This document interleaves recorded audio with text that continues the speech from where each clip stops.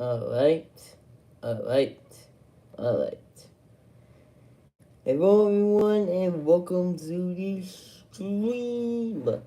Today we are reacting to Fire Emblem stuff from the one and only Python 9002. He has sent me a theme to react to before Engage comes out, which I'll be doing today. So we'll be reacting to some fan stuff. Further away, but it's shadow screen today. So it's like there is no one at the screen at the moment. Let's in chat. So anyways. So this is everything I need to know about Marth, which is the first video. Okay, rappers. I'm gonna go for your voice first.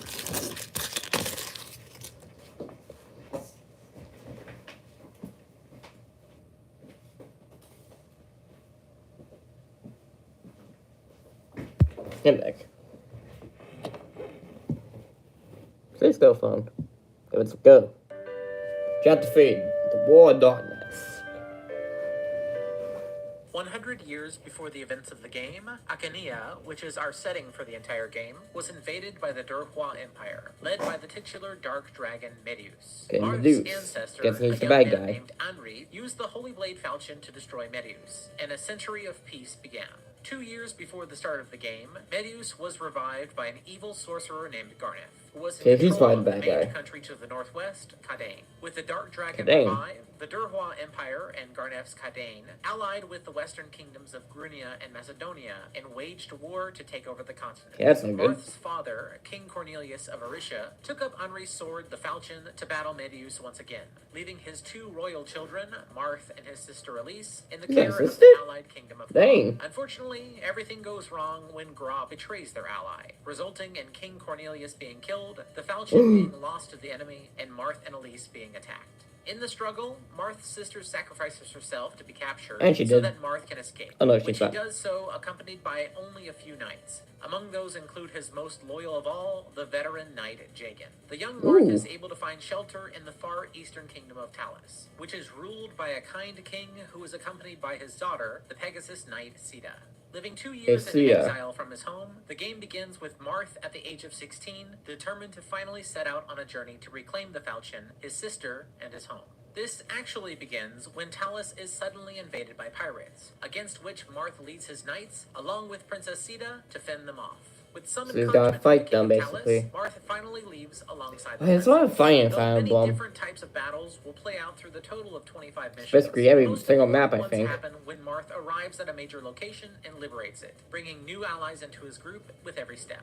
This results in his group slowly beginning to be called the Liberation Army, and after gaining a few allies in the mountains east of his initial destination, such as the skilled swordsman Navarre, Marth's first major accomplishment on his journey happens within Orleans. Alongside the local Duke Hardin, who's actually an important character in the later remakes, Marth is able to liberate the country of Orleans and find the princess of a separate kingdom being held within, the Princess Nina of the large kingdom of Akania, the nation which also shares the name of the entire continent, and it is Nina who then grants Marth the Fire Emblem. In this game, the Fire Emblem is mostly just a symbol of Marth's authority, and is a rallying cry for his army. It is so weird in this game. Where you start to feel his legitimacy perceived. Commanders will curse at the arrival of his army, and usually suffer due to their poor leadership and cruel management before being crushed by him. Along the way to his next destination, which is Nina's homeland of Akania, Marth encounters a frustrated Princess Minerva of Macedonia on the battlefield, although she quickly abandons the front line, frustrated by the local commander's incompetence. Minerva then sends a secret message to Marth, explaining that she only serves Durhua due to her younger sister Maria being held as a hostage in a prison nearby. Isn't that a Sonic character name? And explains that from Shadow the Hedgehog? She will have to continue to pretend to be against them. Although the others are suspicious, Marth decides to trust Minerva, and after rescuing her sister... Frick! Head up, sorry. Oh my gosh. Rescuing her... my bad. Actually, I'm gonna mute YouTube first before I click on any more notifications.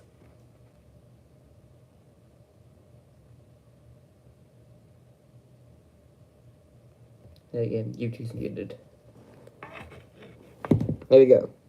Continue. Sister free and explains that until he does, she will have to continue to pretend to be against them. Although the others are suspicious, Marth decides to trust Minerva, and after rescuing her sister, Minerva stays true to her word and swiftly joins his side. This doesn't add much army strength to Marth yet, as her and her sister are basically outcasts from their homeland, which is still ruled by their cruel brother. But Minerva, alongside her allies, the White Wings, Pegasus, Patria, Pala, and Est, who are Ceres' staples, are some of the most skilled and renowned warriors in the continent. With the princesses of Macedonia freed, and with his several new powerful allies, the group finally heads to Princess Nina's homeland and liberate it together.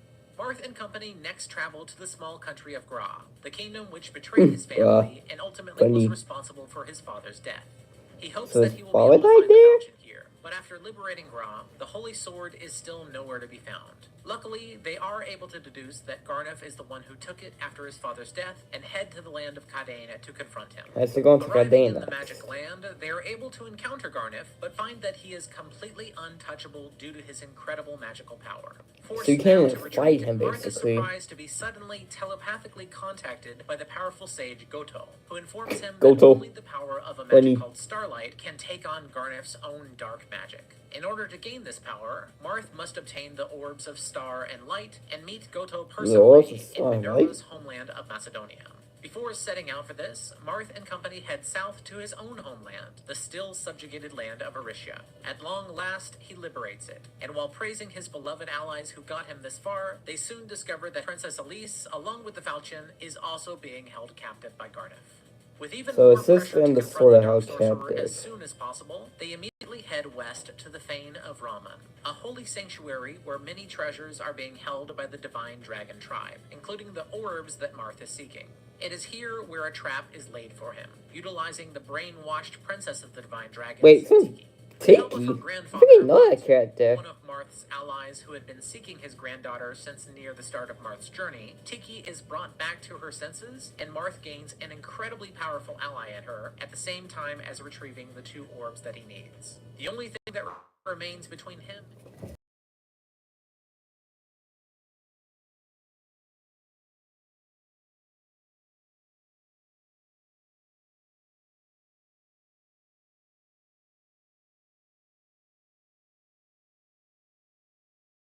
Add some things. Lag. Oh, that was just from a call. We should be fine.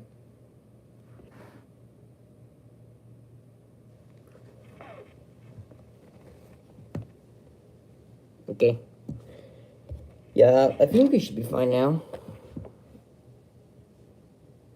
besting the sympathetic Grunian general Camus, who had set Princess Nina free and was loved by her, followed by the completely unsympathetic Michaelis, Minerva's evil brother, who was finally taken down here. While in Macedonia, Marth face to face with Goto, who creates the magic of Starlight for him. With this in hand, he speeds back to Cadena and confronts the sorcerer Garnef in his tower, and by using the magic to finally defeat him, Marth obtains the mystic sword Falchion and reunites with his sister. With all other liberated, wielding the mystic sword Falchion, and accompanied by his numerous powerful allies, Marth, who is also known as Star-Lord Marth at this point, arrives in the remains of the Durhua Empire, and after cutting through the near-endless dragon army, defeats the seemingly unkillable dark dragon Medeus in his throne. As the many allies who joined Marth's liberation army during what had been 3 years of war go off to continue their lives, Marth and Sita settle down in his homeland and declare their love. As the people now set their minds to reconstruction instead of war, it's a happy ending for all. And despite rather epic in scale, spanning multiple cities and kingdoms, this is overall a pretty simple story. Unfortunately, the way that I told it is not the way that the game tells it. This story summary, which I just went through, was put together from my own experiences with the game, this very handy map, which I wish could have found some kind of representation, and a whole lot of research. For those who don't look this up before they begin to play, the only story to go on in-game mostly happens just at the beginning and end of chapters, where you will get a sudden burst of text from somebody with little time for elaboration. I assume that this is due to the era in which this game released. Introductions to these characters are meant to be done by looking through the instruction manual. and it is assumed that if you are playing the game, you already took the time to look up where the places you're going to be traveling to are in relation to each other. I had no idea what was going on for most of my playthroughs, and it was only in the writing of this video that I could start to retroactively put what I had experienced together into a coherent order of events. All things considered, the journey Marth takes does make sense, with just enough twists placed in it to keep him from taking too direct a path to his goals. Even though he is mainly going from important place to important place and slaughtering commanders, there are a number of missions which take place outside of the main plot locations, where Marth just has to fight through the resistance which is mustering against his own actions, which so actually does give his journey a kind of friction, and makes it into an interesting struggle once it is finally understood. Overall, I have to call this plot a success, but there is a huge disparity between what is written and what is actually delivered. I have no doubt that this is certainly an area which later games will fix, and I'm also especially interested in seeing how this game's own 2 remakes handle in delivering it. And so this is Socia. Long before the events of the game, 2 gods lived in the land of Valencia, Mila and her brother Doma. Both of these gods carried certain values higher than others. The older brother Doma was obsessed with power and despised the corruption that he saw in mankind, whereas Mila valued love and peace above all else. Eventually, the disparity in their ideals led to the 2 gods splitting the land of Valencia in 2, with the north ruled by Doma and the south ruled by Mila. As centuries passed, 2 kingdoms sprang up, the Doma worshipping land of Rigel to the north, and the Mila worshipping land of Sofia to the south. The 2 gods had a heavy hand in influencing their respective kingdoms, and thus the people eventually became reflections of them, with the Rigelians valuing power and the Sophians valuing peace. And, much like the gods before them, these clashing ideologies eventually led to tension. In order to avoid disaster, a pact between the 2 nations was made, forbidding the gods and their countries from warring. But regardless, over time, the tension continued to rise. It is in this moment of turmoil that 2 children were born to the separate royal families of Rigel and Sofia, who would soon find their countries engulfed in war. After so now the countries in war. The first chapter of Fire Emblem Gaiden begins, from the perspective of Alm, a 17-year-old man growing up under the tutelage of the knight Myson, in the southwestern village of Ram in Sofia. Alm's friends who he trains with are the local villagers Robin, Ray, and Cliff, and they have a pretty normal, peaceful life. However, this is all shattered when Luca, a soldier of the Sophian kingdom, arrives, bringing news of a sudden attack on Sofia Castle that has killed the king and seized the capital. The war, which many felt coming but was supposed to be forbidden, had finally broken out. However, in response to the sudden aggression, a Sophian liberation army had arisen, and Luca had come to the village in search of the famous General Myson in order to have him assist them. When approached with the opportunity, Alm is surprised to find the Great Knight refuse to take any part in this fight, and naturally our hero offers himself up instead. And alongside his loyal village friends and Luca, they set off together to meet up with the rest of the resistance and to take back Sofia Castle. Along the way, Alm fights through bandits and camps of Rigelian soldiers, freeing captured innocents with each step, until he is finally face to face with Clive, the leader of the Liberation Army. After Clive admits that he sent Luca to Ram in order to get Myson to lead them, the position is instead offered to Alm in light of his recent victories, to which Alm agrees and becomes the leader of the resistance. Before setting out for the castle, Alm learns what it is that allowed this war to happen. The goddess Mila, who would have protected Sofia in the case of war, has suffered a sudden disappearance, suspiciously shortly before the Rigelian kingdom invaded and took Sofia with little resistance. With only Alm and his new army to defend the land, he launches his attack on the captured castle, and after successfully cutting through the Rigelian defenders and driving their commander General Dozer out, his liberation army succeeds in freeing the land for now. Even though he has control of the castle, Alm really has no desire to claim it for his own, and instead he sets about finding the lost princess of the now slain royal family, and to also prepare for the eventual Rigelian counterattack. With much to think about, Alm is surprised to meet Myson in the castle, who tells him that he now accepts that Alm will have to find his own path in life, and that he knows that a certain red-haired girl who will help him will soon be arriving. As Chapter 1 of this game ends, we can already see that a lot has changed in terms of storytelling since Fire Emblem Dark Dragon, and that the story itself is also being communicated in a much clearer fashion. There are a lot of unanswered questions raised in these opening events, but for now, Chapter 2 begins as we take command of Celica, the red-haired girl. So this is Celica. Celica is a priestess in a priory on the islands to the southeast of Sophia Castle. In truth, she is actually the missing princess of Sophia who had been sent away to the priory in order to protect her. Although her father is now slain, she is reluctant to return to the castle and lead her people, and instead focuses on solving a different crisis. Celica, as a priestess of Mila, is for now more concerned with the strange disappearance of the goddess, something which her caretaker, the Bishop Noma, agrees must be looked into, as the return of the goddess can stop all further war without issue. Alongside her magic-wielding friends, Celica departs by ship, battling her own way through hordes of undead creatures roaming the land and pirate crews roaming the seas, before she finally arrives at Sophia Castle. Upon arriving, she is surprised to find her former caretaker, Knight Myson, there, and that the castle had already been liberated by a local hero, someone whom she had been very close to in the past. Alm and Celica had once been both under the care of Myson, before he was forced to send the secret princess away in order to protect her from a plot to kill off the Sophian royal children before the oncoming invasion by Rigel. Myson now sends Celica to speak with Alm, and the two are happy to reunite after many years apart. While it is clear that the two care for each other, destiny pulls them apart yet again, as Alm has become convinced that the only response to the recent attacks is to retaliate against the North, while Celica instead focuses on her original target of bringing peace through the return of the goddess Mila. With Alm still unaware that the missing princess that he's seeking is actually his childhood friend, Chapter 3 begins as the two depart Sophia Castle, and for the first time, the players can continue their two stories simultaneously.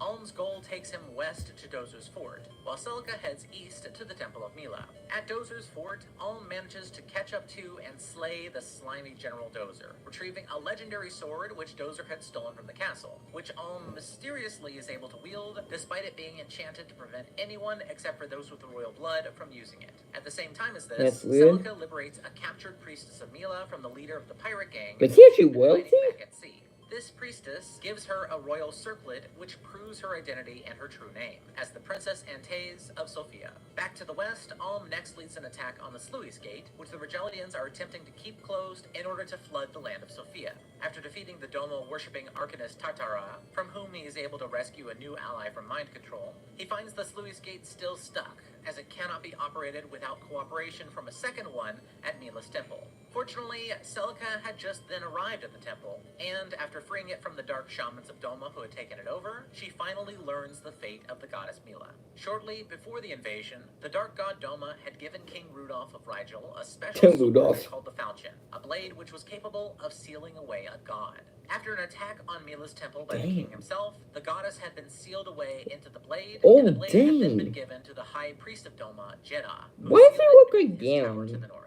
With both Alm and Celica now beginning to head for the north, both gates are activated, which lowers the river and allows both of them to continue forth as Chapter 4 begins. Like in the previous chapter, players are given control of both Alm and Celica simultaneously, with Alm's side of the adventure seeing him cut through even more enemies' forces before arriving at the infamous Dragon Mountain. Atop this mountain, Alm is suddenly trapped when both ways of escape are cut off, leaving him and his soldiers to endlessly fend off the undead creatures which live atop it. With Alm in mortal peril, to the northeast, Celica arrives at the Tower of Doma and confronts Jeddah, who instead of attacking, shows her a vision of Alm struggling to his death atop the mountain. He offers her a deal.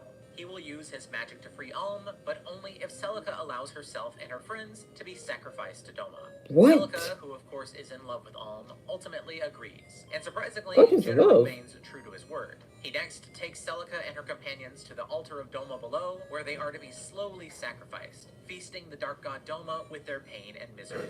With Alm's way ahead cleared, he heads forth, cutting through the last of the Rigelian defenders before arriving at the castle. After a long battle, he finally penetrates the castle's defenses, but he's surprised to find that the king refuses to attack him, and instead allows himself to be defeated. When the killing blow is landed on Rudolph, the king gives one last confession before his passing. Over time, the dark god Doma, who had once treasured power and despised corruption, began to lose his mind, something which also led the nation of Rigel into madness. In order to protect his son, King Rudolph had sent him away under the care of Knight Myson, whom he hoped could raise him into the kind of warrior who could eventually become powerful enough to stop Doma. As you might expect, Alm is secretly the king's own son, Albion Alm Rudolph. And I knew he had had away, he urges Alm to recover the falchion, which rests in a passageway between the castle castle and Doma's tower, and use it to defeat the Dark God at last. With the king's death, Ulm is now the ruler of Rigel, and Chapter 5 begins. In order to fulfill his father's last wish, Ulm, who is now joined by Meissen, uses the underground passageway, and after a difficult test, he recovers the falchion. Taking it with him, Ulm is able to arrive in time to discover Celica and her group still undergoing their torment by the servants of Doma. In a climactic final battle, Ulm and Celica, together again at last, are able to rally their combined forces, slay the high priest Doma, and use the falchion to seal away Doma in the same way that the goddess Mila had been. With his last words, the god Doma passes on the land of Valencia to Ulm, urging him to rule fairly with both his power and Mila's love. Following the war, Ulm and Celica marry, and the lands of Rigel and Sofia are at last combined into the single kingdom of Valencia, and so begins a long and prosperous rule, the rule of the Holy King Ulm I and of the Queen Celica. Now who's this? Sigurd. Our story begins in a brand new setting, the continent of Jugdral, which is divided into multiple lands: the kingdom of Granvale in the center, the kingdom of Verdun to the southwest, Augustria to the northwest, the kingdom of Celeste to the north, the kingdom of Isaac to the northeast, the Yid Desert, the Thracia Peninsula to the southeast, which is split between the Manster district and the kingdom of Thracia, and finally the Miletos district to the south. Our story opens with the continent divided as such, but in the past, all of Jugdral was united under one massive dark empire. At the head of this empire was a man known as Gaul, who made a pact with an evil earth dragon named Loptus, granting him immense dark power. In response to this man and the evil dragon's power which he wielded, a separate god, the famous Naga, along with 11 other gods, bestowed their powers onto 12 rebels, who would later be known as the 12 Crusaders. Together, these heroes brought an end to the Lopter Empire, and in the aftermath, 7 Crusaders banded together to create the Kingdom of Granvale, while the 5 others went their separate ways to form you remember this place? About 100 years after these events, a war between Granvale and the northeastern Isaac had broken out, with almost all of Granvale's soldiers going northeast for the invasion. They were led by Granvale's Prince Kurth, the current prince in line for the throne of all of Granvale in the capital city of Belhala. With most of the Granvalian army absent, the neighboring land of Verdun invades from the west, with the eldest son of King Batur of Verdun, Prince Gandalf, yes, Gandalf, leading the charge onto You shall not pass! defenders. The lady of the castle, Ideen, was seized and taken, which is where our hero for this adventure, Sigurd, takes the stage. Sigurd is the prince of the duchy of the nearby castle Chalfi, a powerful knight who is a descendant of the crusader Baldur. The lady Ideen and him had been friends since childhood, and so he set off to free her from the clutches of Gandalf by mustering up as many willing souls to help him as he could. Sigurd, along with his young friend Oyfe, who served as his advisor, were assisted by some of the most notable fighters at the time who were available, including Azel,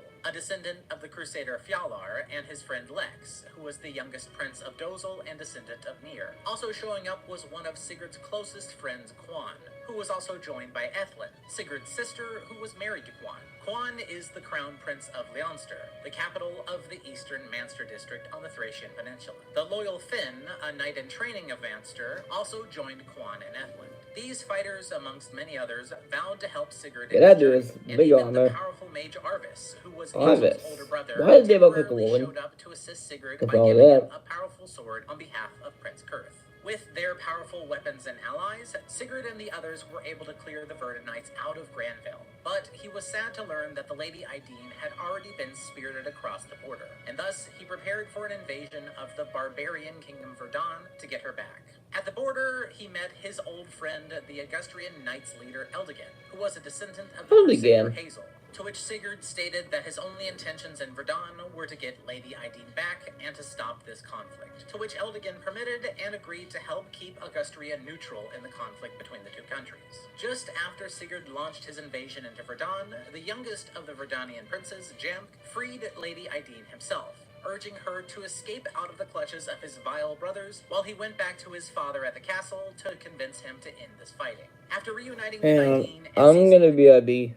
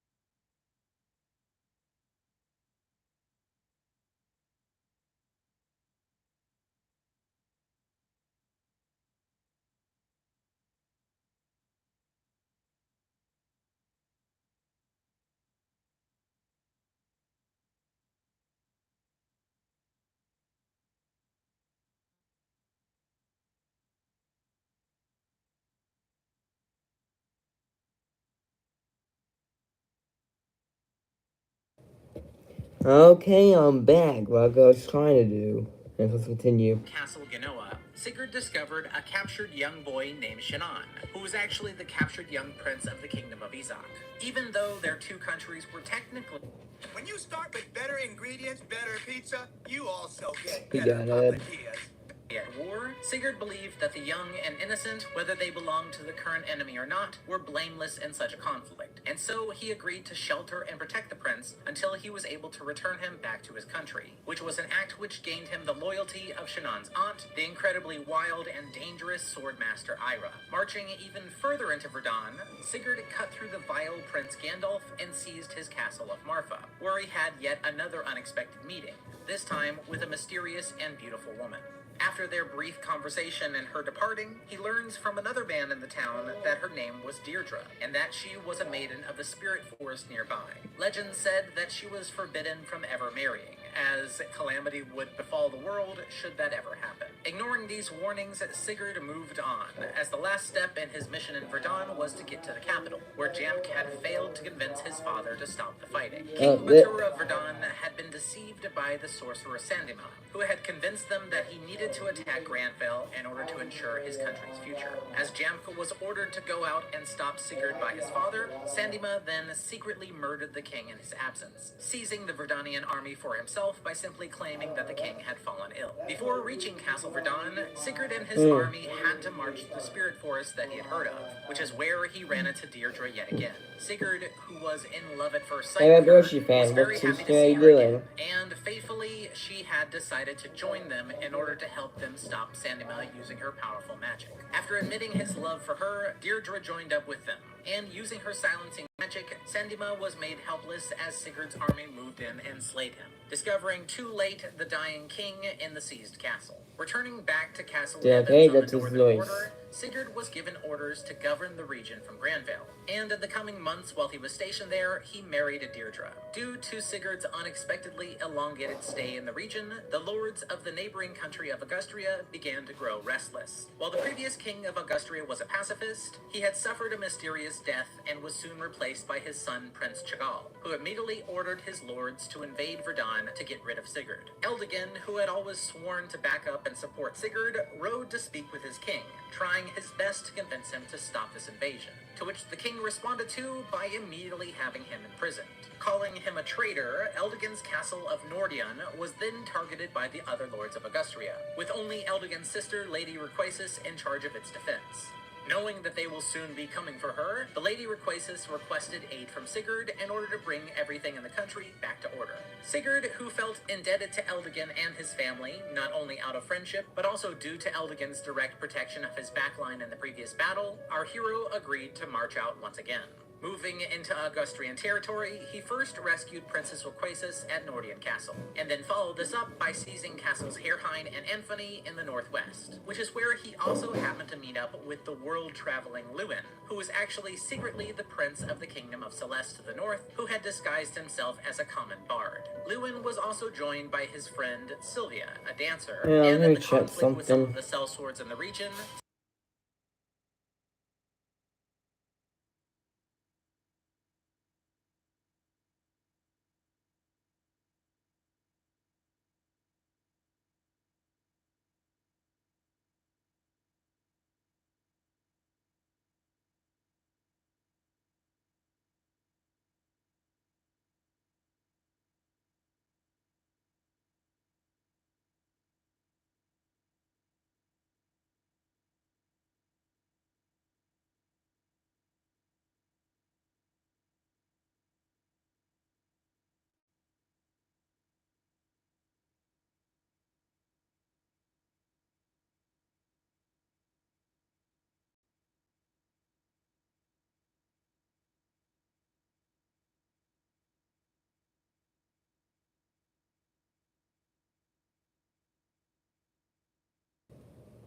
Getting back, and I think we should just finish up this video and then go on a raid.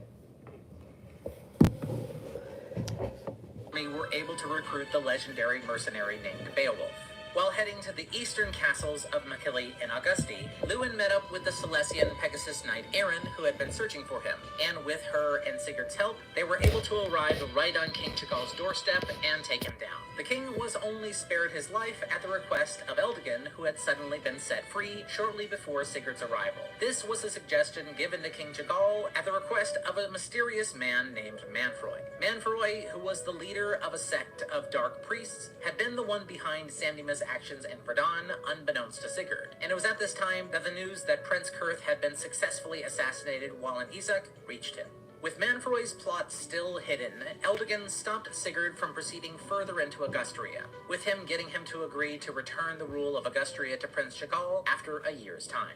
With the current conflict settled once more, Sigurd now also governed Augustria while allowing King Chagall to be sheltered in the north, in which time Deirdre gave birth to their son named Seliph. 6 months into this tepid peace, King Chagall broke their agreement and sent out the remaining soldiers of Augustria to try and oust Sigurd. After successfully captured Mandino Castle in the north, blunting much of the Augustrian attack, Sigurd ran into Father Claude, the descendant of the crusader Bragi, and his bodyguard Taelt, who informed him that the lead suspect in Prince Kurth's murder was actually Sigurd's own father, Lord Byron. And before he left him again, Claude told him that he was going to the nearby tower of Bragi to pray and find out the truth of the prince's death through his divine connection. After Claude left, Deirdre then wished to see him once more, and leaving Seliph in Shannon's care, she headed out of the castle in order to find him. Not far outside of the castle, however, the mysterious Manfroy suddenly appeared, claiming that he had found the daughter of a woman named Sigyn at last. Using his magic to sedate her, Manfroy then took and disappeared with her completely under the noses of everyone.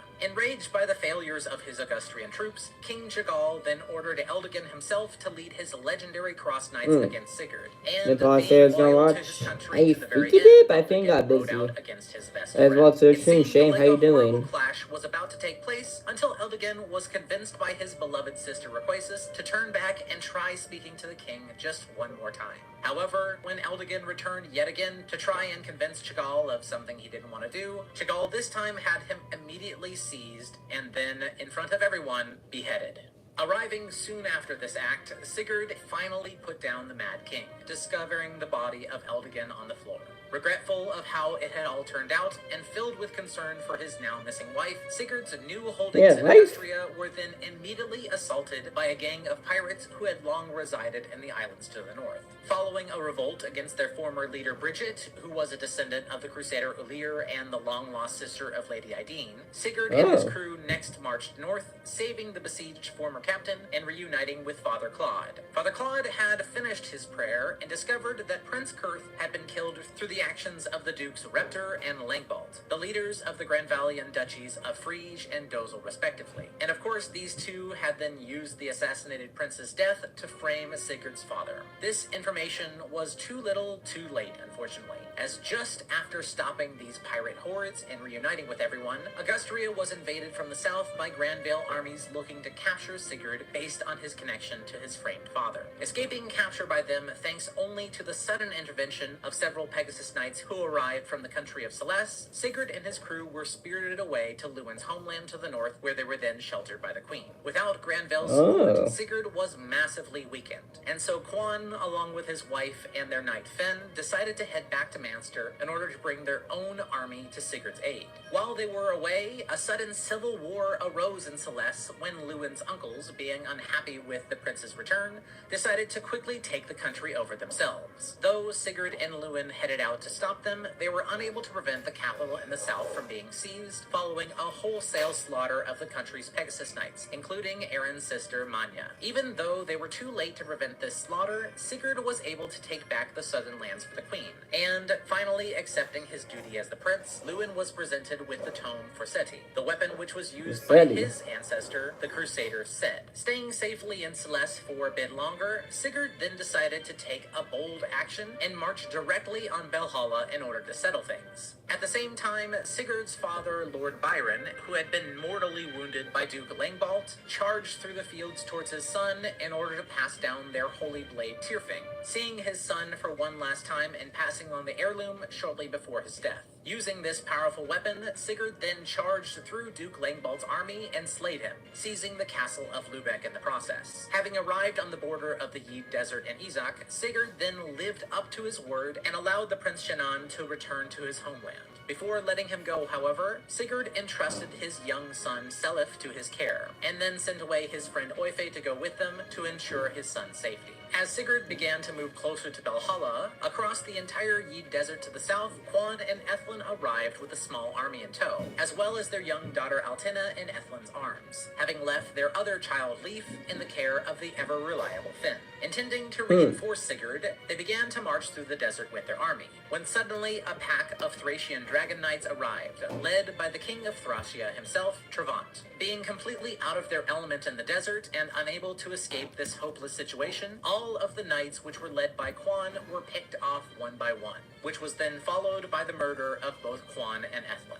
Finding their child Altina, who Trevant knew would later be able to wield Quan's legendary Crusader weapon, the tricky king took her and then returned back to Thracia as the rest of the Dragon Knights assaulted Sigurd from the south. After Sigurd's army fought them off and secured the desert castle of Fenora, our hero sadly learned of his best friend and sister's untimely demises, suffering yet another horrible tragedy. Regardless, he was forced to continue on towards his goal. With only Duke Reptor in the castle of Velthomer between him and Valhalla, Sigurd marched through the desert yet again. When Duke Reptor headed out to face Sigurd head-on in front of his castle, Arvis, who was awaiting Sigurd in Valhalla, had his secret agent Ida betray Reptor from behind and use her squad's magic to help Sigurd secure victory over him. With both the traitors who had been responsible for Prince Kurth and his father's death taken care of, Arvis gave him a royal welcome, surrounded on all sides by the magnificent soldiers and mages of Valhalla. Finally seeing him again, Arvis congratulated Sigurd on his long journey,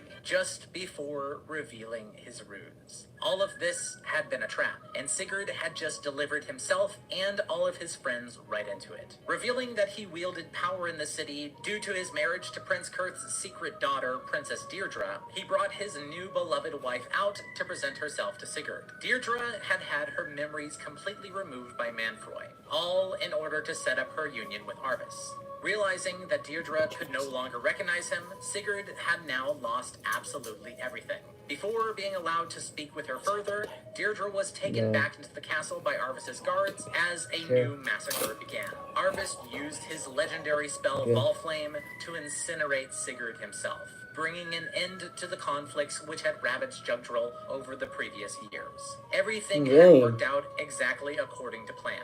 In the east, Izak had already been weakened through the war, but the actions of Sigurd, though well-intentioned, had also severely weakened the lands of Verdun, Augustria, Celeste, and Manster. In the years that follow, Arvis used the momentum he gained to once again unite the entire land under one empire, with him as its new emperor. Good for him, I guess?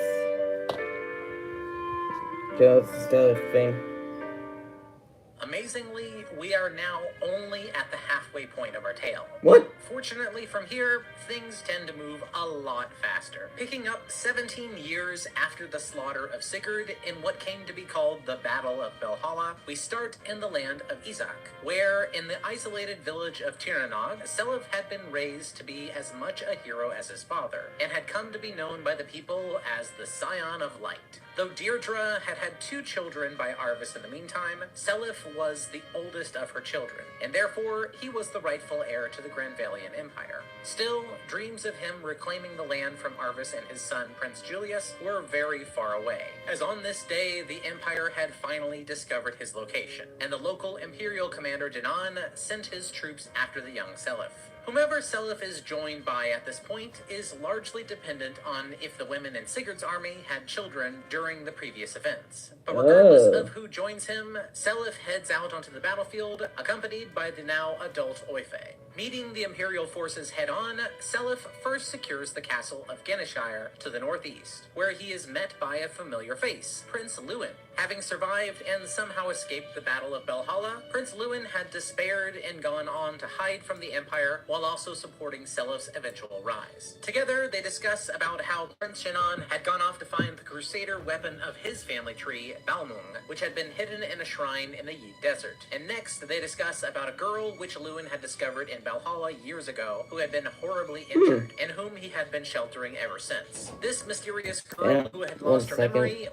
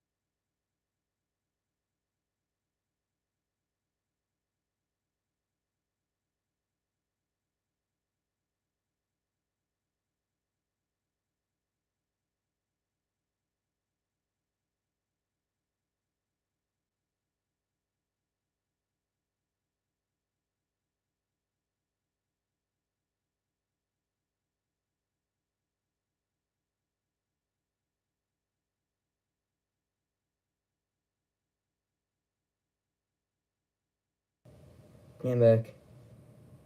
was named Okay. One bit.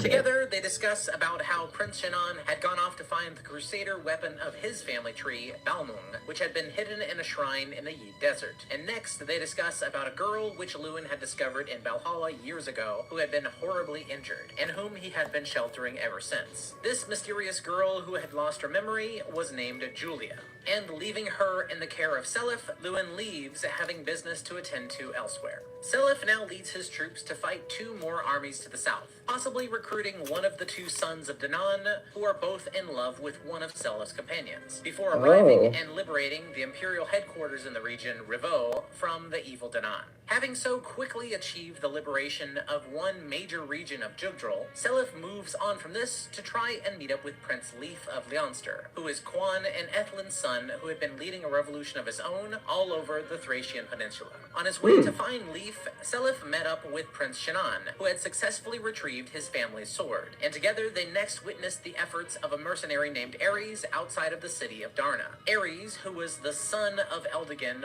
wielded his father's crusader sword Mistletoe, and at first he was furious to meet Selef, believing that Sigurd was Eldigan's killer, before Selef calmed him down and convinced him to join in their fight. The Liberation Army arrived just in time to rescue Prince Leif, who had been protected by the loyal knight Finn all this time ever since his parents' demise. And together, Selef and Leif combined their armies and goals and became an even fiercer rebellious force. And next, Selef's group readies to head into the kingdom of Thracia. To the south, they clash with the mighty Ishtar, who also happens to be the beloved of Prince Julius. And although they Why does appear it in look the like field, corn? she's able to be A female speared away corn. by Julius before she loses Hey, her life. Polly, As what's these the two cherry groups were doing? fighting, King Travant had been watching, and he orders the girl he stole and raised as a daughter, the lost sibling of Leif, Altena, to slaughter every last man, woman, and child in Manster. Altena, who has a kind heart, refuses to follow out such an order. However, the other Dragon Knight commanders around her have no such compunctions, and so they head north to attempt to wipe Manster clean. Selef's army is able to greet them head on, and along the way they merge with another rebellious group calling themselves the Magi, which empowers the Liberation Army even further. After the Thracian flyers are warded off, the group next heads deep into Thracian territory and seizes the castle of Cappadocia. From this castle right in the middle of the kingdom, the full weight of Thracia is thrown against Selef. Fighting desperately, the Thracians send countless Dragon Knights against them, but each wave, one by one, is taken down by Selef's group. Eventually, Altena goes after them herself.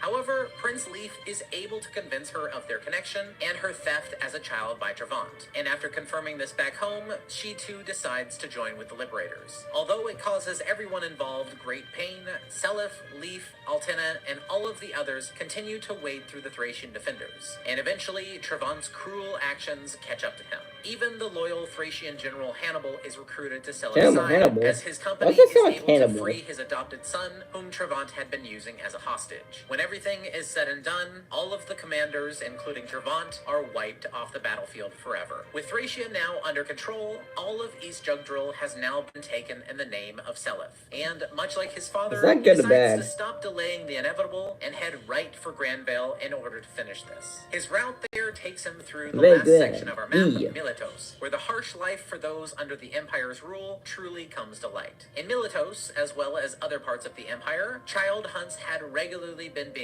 performed in recent years, and any children who had been captured were to be delivered to Belhala, where they were changed in some way. As Seliph fought his way through Miletos, they encountered Prince Julius and Ishtar again, and discovered that Julius was nigh invincible. Managing to outwit them and to bore the pompous prince, they next finally cross over into the mainland and land at Granvale, where Emperor Arvis had stationed himself as a last defense at the city of Chalfi. However, this isn't the victorious, proud emperor you might be expecting. The Arvis that we meet here late in his life is a thoroughly broken failure of a ruler. This man, who had so mercilessly plotted to use Sigurd as well as many others before disposing of them for his own imperial ascension, by this point had realized that he himself was nothing more than a pawn in a different game. Manfroy, the mysterious leader of the Dark Priests, was actually in charge of the cult of Lopter, and had been planning everything from the start. In order to bring back their lost god Loptus, who had seemingly been vanquished by the 12 Crusaders, a new inheritor of the Dark God's blood was required, which is why the last two genetic holders of the Loptus blood, the two children of a woman named Sigyn who carried it, had to be brought together and reunite, if you get me. Yes, the two children of Sigyn, who were born to different fathers, were Arvis and Deirdre. And everything that had happened in the previous generation, including stealing away Deirdre, wiping her memory, and orchestrating an event where Arvis would find and fall in love with her, had all been to make a child who would inherit the full blood of Loptus. Early in his life, Julius was a sweet and caring brother. However, at the age of 10, I swear, that dude's like a woman. The Loptus tomb by Manfroy. And at that point, his life was effectively over. He became nothing more than a vessel for the Dark God, just as Gaul had been over 100 years prior. One of Julius's first actions as Loptus was to attempt to kill his sister Julia, due to her blood allowing her to use the Book of Naga, which he would be extremely weak to. The Empress Deirdre attempted to defend her daughter, and used her magic to warp Julia to safety just before Julius murdered her. After this event, Emperor Arvis, who had truly does look like a woman, was completely heartbroken. And to top it off, he could now not oppose his son's twisted, impenetrable power. From that moment on, he was merely a puppet emperor. But at the very least, he did do all he could to hide away the children who were being brought to Belhala so that they couldn't be changed by the Lopter order. When Arvis saw Selif's army approaching from Miletos, he made one of his last acts, which was to entrust Sigurd's family blade Tyrfing to a priest named Palmark, who he ordered to flee the castle in order to help Selif retrieve the sword. He next entrusted Julia, whom Manfroy had captured just as Selif began his march from Thracia, with the circlet that her mother had always worn. Although he tried to keep her with him, Julia was taken away to meet Julius again in Belhala. And so Arvis resigned himself to see what his final fate would be within the castle of Chalfi. Unknowingly due to the Emperor's actions, Selif is able to retrieve Tyrfing, and with great pity for the thoroughly defeated man, they strike down Emperor Arvis for good. Meanwhile, Julia had been taken to Belhala, and although she was about to be murdered by her brother, Julius was then convinced by the priest Manfroy to let her live instead, so that her incredible magical powers could be used against the Liberation Army, a move which would actually seal the fate of every player in the Holy War. After fighting through the remaining dukedoms of Granvale, a controlled Julia was sent against the Liberation Army, but evading her on the battlefield and bypassing... I know I didn't get anything.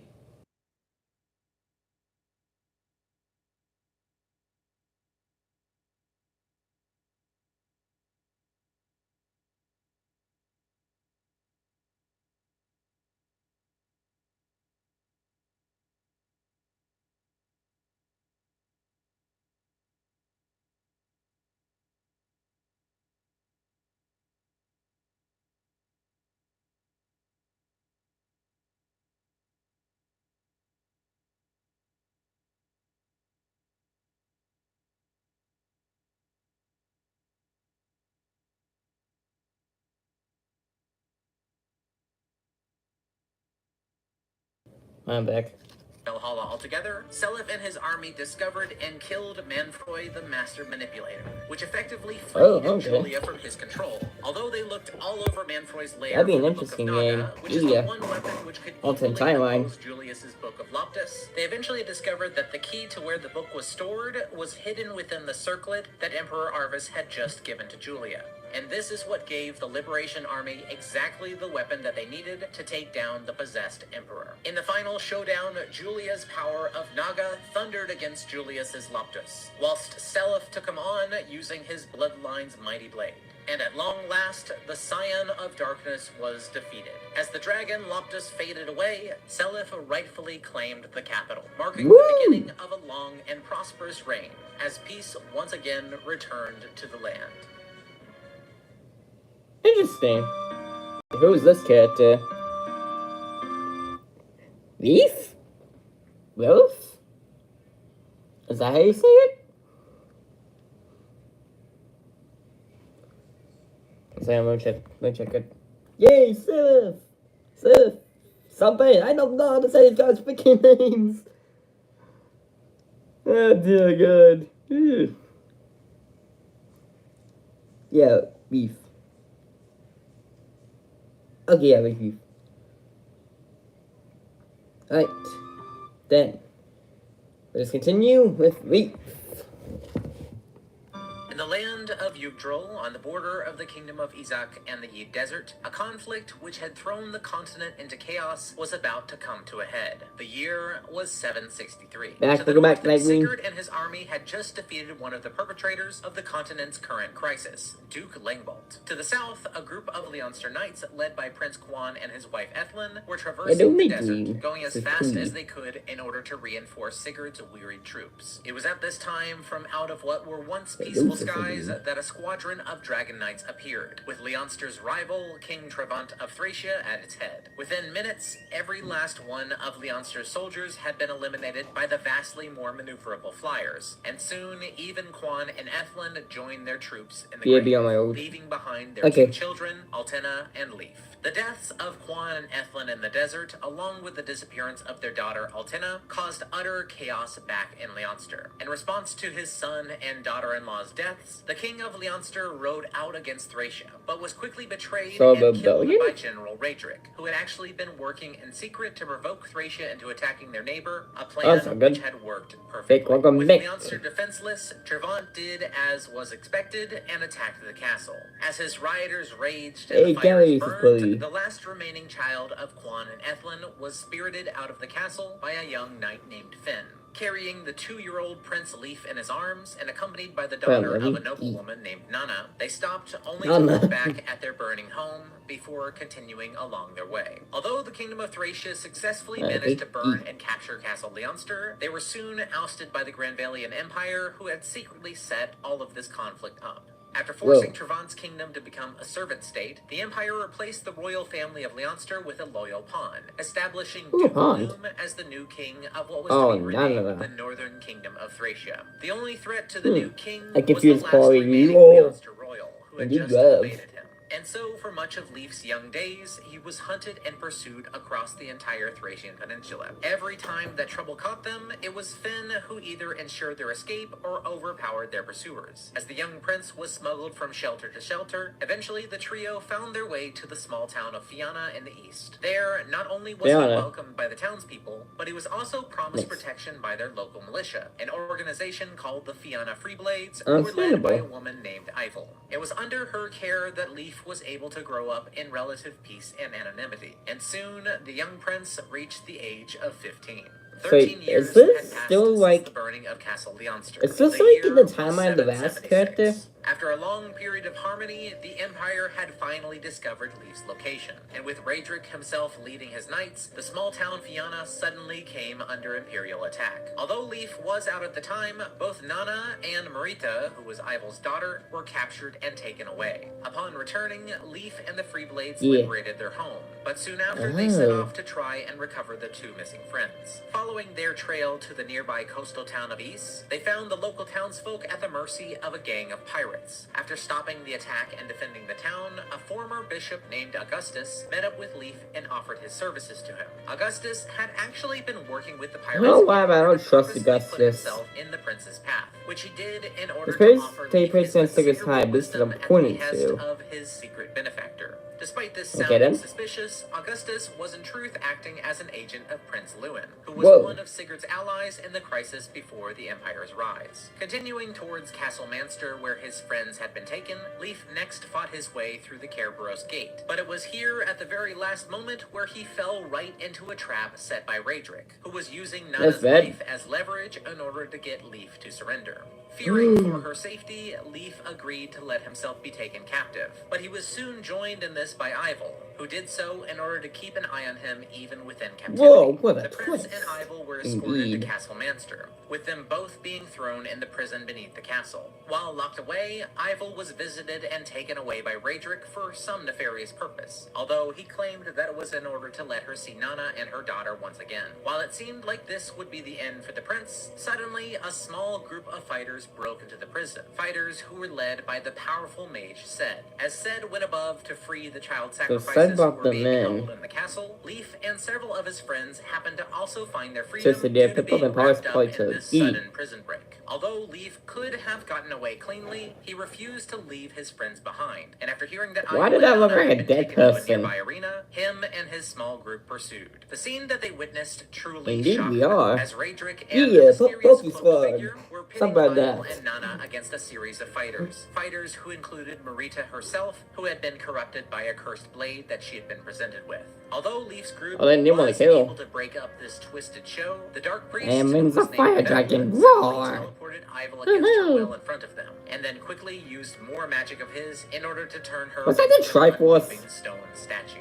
With Leif and his group horrified, Veld then left, taking Raedric and Marita with him. As the Imperial forces around Manster turned their full attention to capturing Leif, the prince was forced to leave Ivel behind, rushing as fast as he could south in order to cross the border into the southern Thracian kingdom. Along the way to this, his loyal knight Finn was able to reunite with their group, along with a few more of their friends in tow. And together, Leif arrived at Castle Meath, where he was able to meet with the great Thracian general Hannibal. That's what it Using looked the like. pseudonym It was of red. Ferris, Leif then asked for the general's approval to allow him to pass through the border. In actuality, Hannibal was not fooled by this, and he recognized Leif right on the spot. But even though his country had become a servant state for the Empire, him and many of the nobles of his land had a very heavy anti-imperial sentiment, and so he played along with Leif's ruse and allowed him through the border. Finally, out of reach of the Empire yet again, Leif then decided to search for more allies wherever he could find them. With this in mind, he next made for the western castle of Tara, which was an open revolt against the Empire. As he passed through the rough mountainous land, he stopped briefly at the manor home of Hannibal,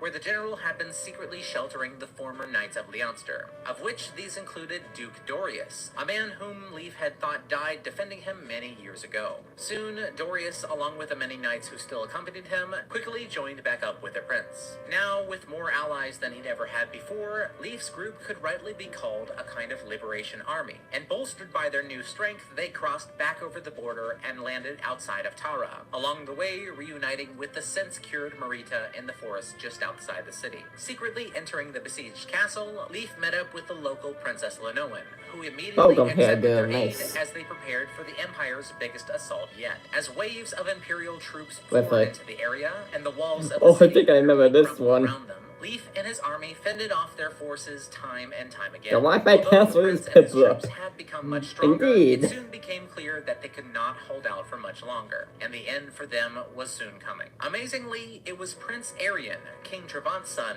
who suddenly came to their aid. Flying his wyvern directly into the castle keep, he persuaded the princess to hand over her castle to him without a fight, something that would end the siege and save all of her people with a single gesture. And while Arion settled things peacefully, the princess, along with Leif's liberation army, quietly slipped out without being noticed. Free once again to choose his path, Leif and his advisors decided that it was now time to seize Leonster Castle itself, an act which would have Leif returning home for the first time since it was burned 13 years prior. But this was not a homecoming which would be easy on them.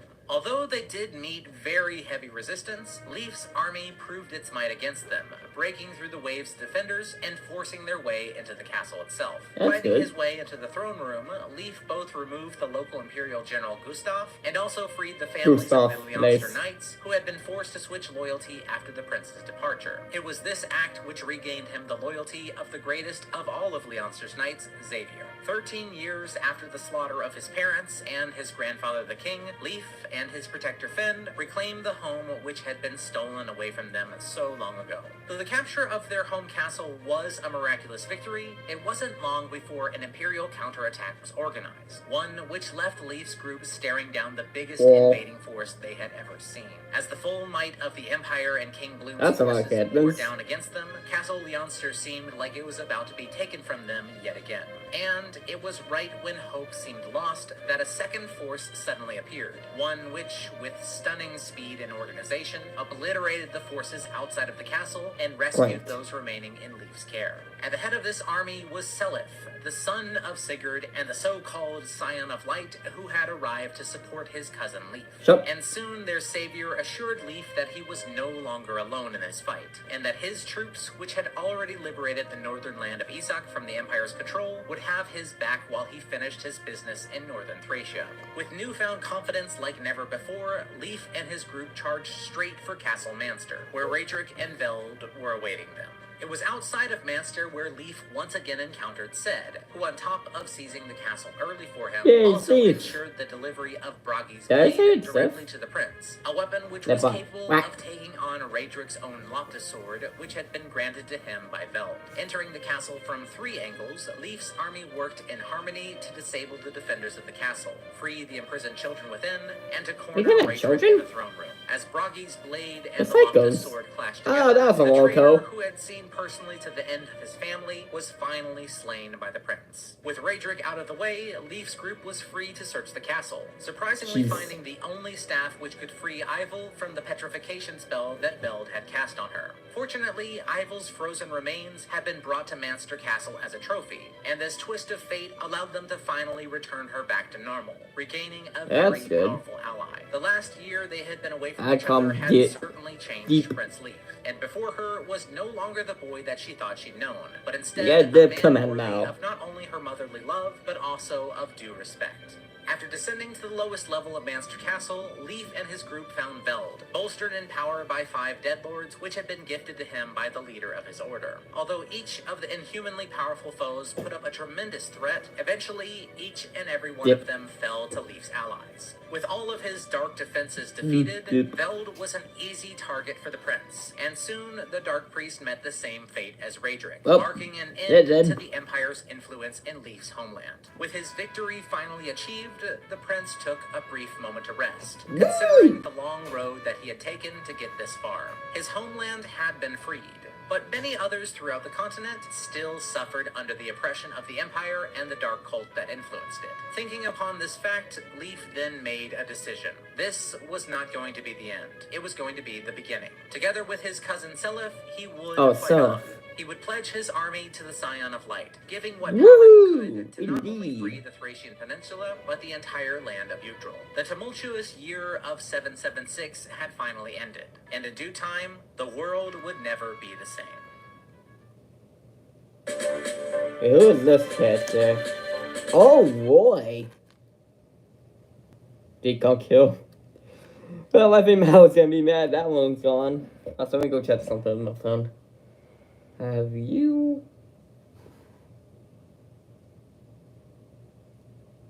Now I poof! You better run, dragon.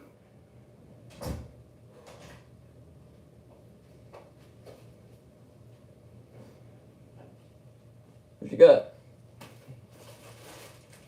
I'm gonna BRB.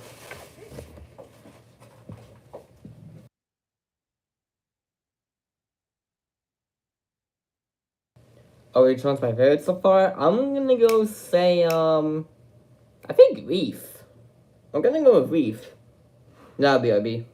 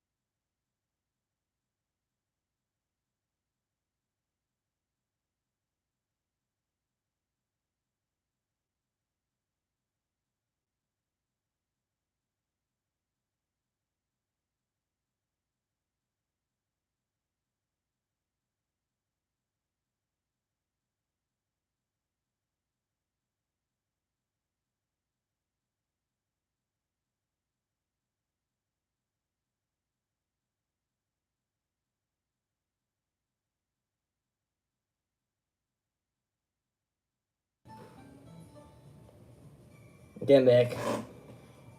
And I think, hang on.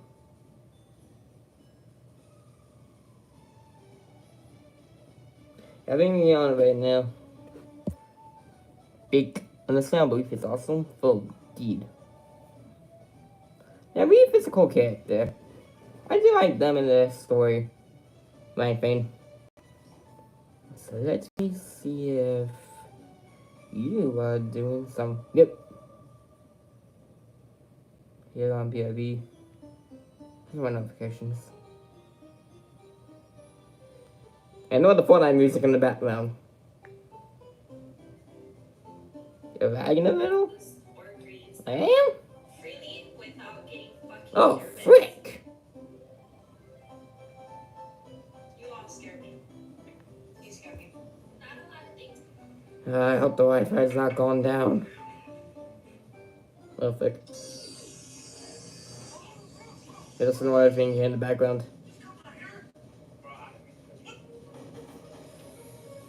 Oh, she, hang on, I forget. You okay now? That's good. Hang on. Am I on the race target? Are you back yet?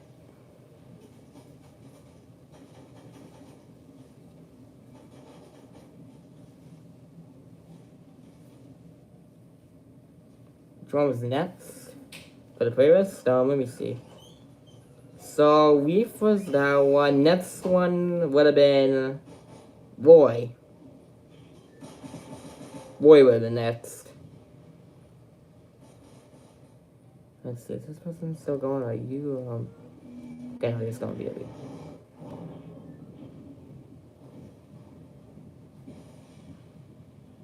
You're doing Legend of Zelda Twilight Princess. Okay, can't wait. Yeah. Yeah, you're doing Marcot.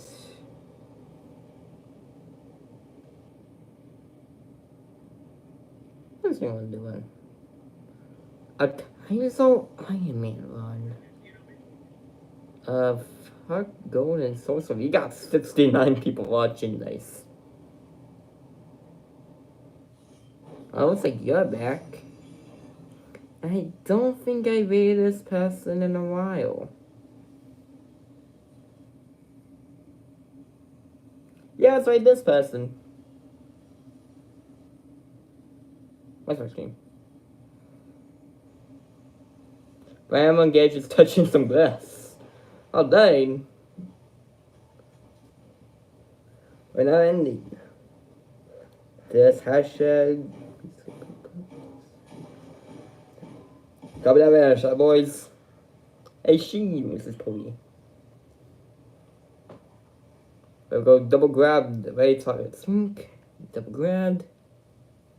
Alrighty. Be ready. The one and only. Shadowbones 14. Shadow is doing some Animal Crossing New Horizons at the moment. Yeah, he's doing some Animal Crossing. I don't know if he says Island? I don't know. I haven't been to so much streams in a while. So we'll get shot that shot now. I think I already have it in storage too, so. Or is it, do you have it in storage? I probably do. Probably have like 50 million versions of it. All the coins. Twisted, right? What the heck? Uh-oh, here we go again. Ah! That was almost too late, actually. I just messed up again. Oh my goodness, got the Twisted Ray. Alright. Right, so, thank you too. Pauline and Shane for being at the end of the stream. Thank you for Dragon for being here over here. And to, who else is here? Brad Yoshi fan, Milo King, Mason. I don't know if there was anyone else. Thank you all for being at the stream. If you told me so earlier, if you told me who's watched the stream, turn on feature. You guys are awesome. Anyway, catch you guys next time. Bye everyone. Take care and stay twisted. Peace out. Bye everyone.